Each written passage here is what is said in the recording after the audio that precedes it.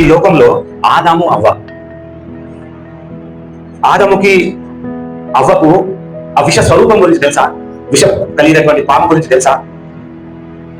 ఆదాము దేవుడు ఎప్పుడైతే ఏర్పరచుకున్నాడో, అవ్వను ఎప్పుడైతే ఏర్పరచుకున్నాడో అంతదాకా అక్కడ ఏ పాపం లేదు కదా.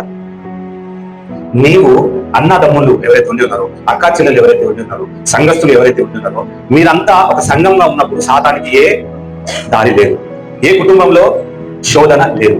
ఎప్పుడైతే నీ విశ్వాసము, నీ అక్క చెల్లెల విశ్వాసం కానీ, అన్నదమ్ముల విశ్వాసం కానీ, సంఘంలో ఉన్నటువంటి ఆత్మీయ విశ్వాసంలో ఒకవేళ మీరు సడలిగితే సాతాను మెల్లగా దూరుతాడు.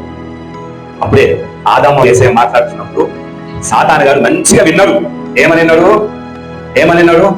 ఆ చెట్టు కలిగినటువంటి ఫలములు నువ్వు వింటే నీకు జ్ఞానము కలుగుతుంది. ఆ జ్ఞానము కలిగితే నీ ఇష్టం ఉన్నట్టు చేసుకోవచ్చు. చాలా జాగ్రత్త స్నేహితులారా, చాలా జాగ్రత్త. నీ స్నేహితుల కొరకు నువ్వు ప్రార్థిస్తున్నప్పుడు స్నేహం ఎట్టిదో తిరగాలి. చూడండి, కర్ణాటక రాష్ట్రంలో స్నేహాల ముసుగులలో కాలేజ్ అవుతున్న పిల్లలకు టెస్టులు చేస్తే 7,000 పై చిక్కులు కాలేజ్ పిల్లలకు HIV పాజిటివ్ అన్నాం. ఏ దేశంలో ఉన్నాం మనం? ఏమి వింటున్నాం? నీ నిజ స్నేహితుడు ఎవరో గుర్తెరగలిగితే అలాంటి బంధకంలో పడతావా? అలాంటి ఆలోచన నీ దరిదాపులోకి వస్తుందా? అదే యేసయ్య అంటాడు.